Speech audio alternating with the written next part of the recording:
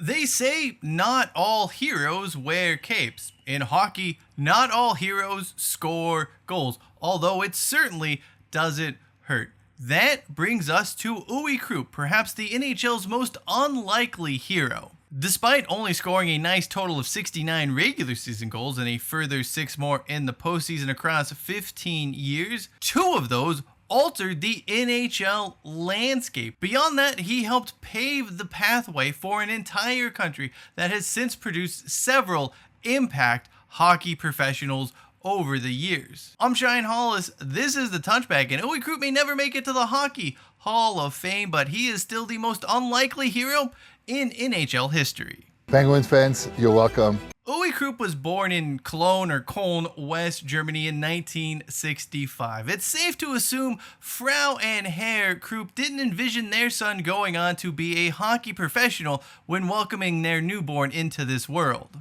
This isn't to say ice hockey wasn't a thing in the country, but the Germany to NHL path wasn't particularly well worn. That being said, the sport was gaining traction in Krupp's hometown, with Kölner Eishockey Club, or KEK, even being promoted to the Eishockey Bundesliga in the 1970s. This league and this team is where the defenseman would get his start at the ripe old age of 17.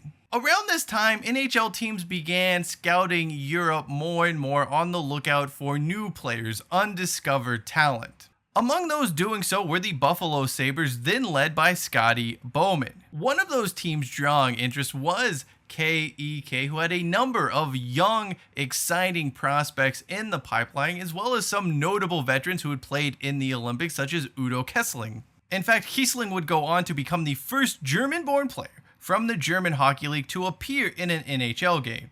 You're probably saying to yourself, that's a mouthful of an accomplishment, and you would definitely be right in that regard, because Germany and the NHL, well, it's kind of complicated, we'll say. You see, the first German-born player to play in an NHL game was Walt Tkachuk, who was actually a Ukrainian born in Germany and then moved to Canada at the age of 2. Kesseling was seen as the first German-developed player to appear in an NHL game, although he only appeared in that one lone game before returning to Germany the following season. Anyway, Bowman came across the young Krupp, who was a physical specimen even then, and showed enough for Buffalo to draft him in the 11th round of the 1983 NHL entry draft. Krupp stayed in Germany for 3 more seasons, winning the Eishockey Bundesliga in 1986 before eventually heading stateside. By the time he arrived in Western New York, Bowman was on his way out of town, and eventually he would be replaced as head coach by Ted Sator. Still in his early 20s, Krupp would develop into a well-rounded defenseman, starting more than 70 games in each of his first 4 full seasons with the Sabers. He didn't get a lot of plaudits. Buffalo had this young and exciting core, and Krupp was kind of maybe one of the more unexciting pieces to it. That being said, the entire team were perennial underachievers. Phil Housley, Dave Anderchuk, Pierre Turgeon, Alexander Mogilny, among others, they had all of this talent, but for whatever reason, they could not get out of the first round playoffs for anything. A quick disclaimer, as I was writing and researching this video and this script, I was not aware the Pittsburgh Penguins were about to sort of blow the lid on this part of the story. That's life though, it is what it is, so you probably may have recently heard about this aspect of who Uwe Krupp was and his contributions to the Penguins, but here it goes nonetheless. Uwe Krupp's career highlight during his time in Buffalo has little to do with him. I mean, he was involved, but it wasn't really about him. During the final game of the 1989-90 season, Buffalo traveled to Pittsburgh for a showdown with the Penguins. For Buffalo, this game was meaningless. They were already locked into their playoff spot, and an Adams Division semifinal against the Montreal Canadiens awaited them. The Penguins, on the other hand, needed a single point to qualify for the postseason. That meant a win or a tie would be enough to sneak in to the playoffs. A Mario Lemieux goal early in the third period tied things up at 2 apiece, and the game went to overtime with things looking pretty good for the home team. All Pittsburgh needed to do was go 5 minutes without letting Buffalo score, and they would be playoff bound. They lasted 1 minute. That is when Uwe Krupp popped up to score the game-winning goal and keep Pittsburgh at home. For Krupp, it was only his 3rd goal all season. That's right. He went into this season finale having only scored 2 other goals the entire campaign. In fact, for the month of March, he only had 4 total points across a bunch of games. Turns out this would be a blessing in disguise for the Penguins. Missing the postseason meant they landed the 5th overall pick in the NHL entry draft, and they would go on to select a hot young prospect from Czechoslovakia by the name of Jaromir Jagr. Safe to say it worked out okay for Pittsburgh. There's actually a second layer to this story between Buffalo and Pittsburgh worth noting here as well. The Sabers had traded goaltender Tom Barrasso to the Penguins for essentially a handful of beans a couple of seasons before this. Those two would be instrumental for Pittsburgh as they went on to win back-to-back Stanley Cups. Buffalo still couldn't win that elusive playoff series. As for Krupp, he would go on to be named an All-Star the following year, becoming the first German-born and developed player to do so. As mentioned earlier, Buffalo, though, would lose again in the first round of the playoffs, and in the offseason, the team really started just to shake things up. That saw Krupp, along with Pierre Turgeon and others, traded to the New York Islanders for Pat LaFontaine, Randy Wood, Randy Hillier, and a 4th-round draft pick during the early stages of the 91-92 season. The German played a key role for the Islanders on their very unlikely run to the 1992-93 conference finals. After 3 seasons on Long Island, Krupp was traded again, this time to Quebec, ahead of the 1994 NHL entry draft. The Isles had actually made the transaction so they could move up and take Brett Lindros, Eric's little brother. LOL. I honestly kind of wish Quebec would have just stayed there and drafted Brett Lindros for themselves, if nothing more for the banter and just the scenes it would have created. That would have been gold. As for those Nordiques, they would only be in Quebec for one final season, the lockout-shortened 1994-95 campaign. Krupp was once again solid, and he would relocate along with the rest of the franchise to Colorado the following year. Things in his new hometown did not get off to a good start. Krupp would actually tear his ACL and MCL during the team's first game of the season against Detroit. Hockey players, of course, being hockey players, Krupp returned with 5 games left in the regular season from the torn ACL and MCL. He would play 5 regular season contests and then all 22 of Colorado's postseason games. But played is probably a bit of an understatement. This was perhaps Krupp's best 22-game stretch in his entire career.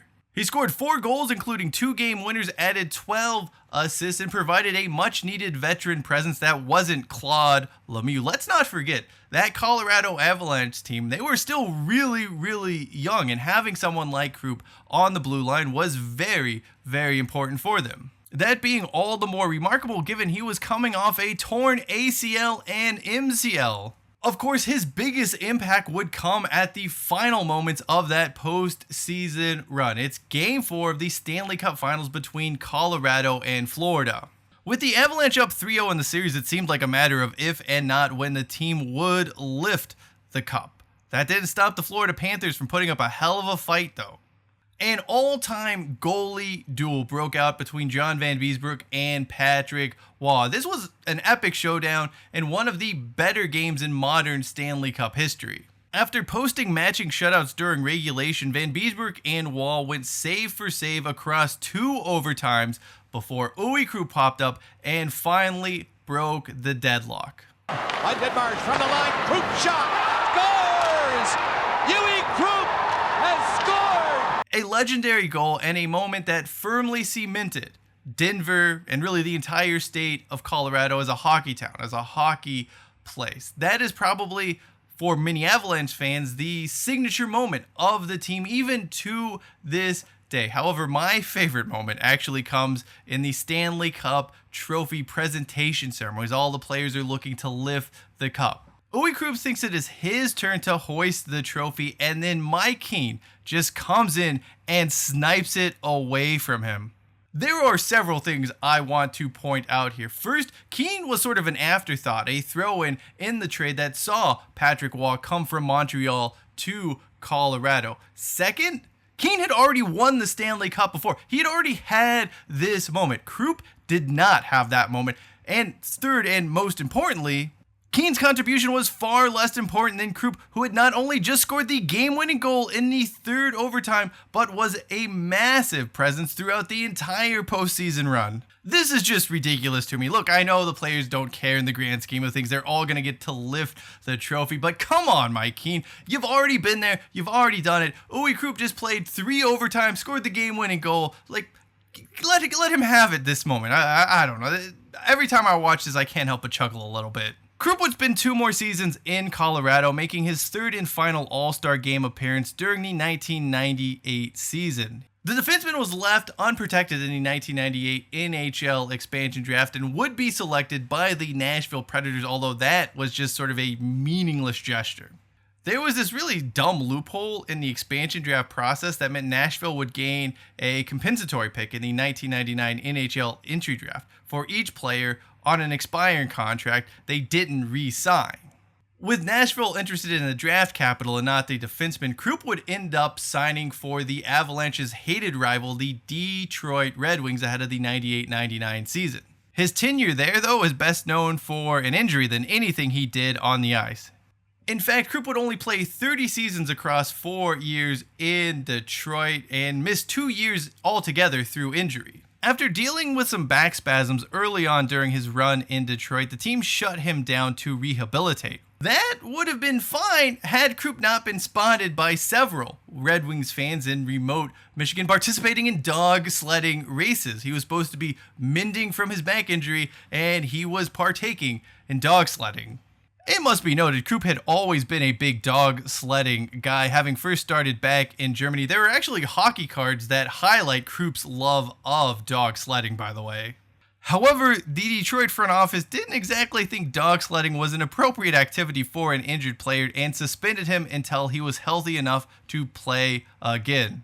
That would turn out to be 2 full seasons. It was really contentious. Krupp sued the team. There was just a bunch of kerfuffle over the whole situation. The two sides eventually put aside their differences and Krupp rejoined Detroit in the 2001-2002 season, but by this time he was 36 and very much on the decline of his career. He played a few games for the franchise but would move on after that year. He would sign with the Atlanta Thrashers ahead of the following season, but would only play 4 games for them before calling it a career. He has since coached the German national team as well as several club sides in the Czech Republic and his native Germany. Uwe Krupp is the most unlikely hero in NHL history because he's not simply just a hero to one fan base. He's a hero to 3 different groups, and for each group, he's a hero in just an entirely unique way. Uwe Krupp is a hero to the Pittsburgh Penguins despite never even playing a game for the team and actually causing them to miss the playoffs. If it's not for that overtime goal, in a game the Sabers didn't even need to win, by the way, the Penguins never draft Jaromir Jagr, and who knows if they win those Stanley Cups down the road.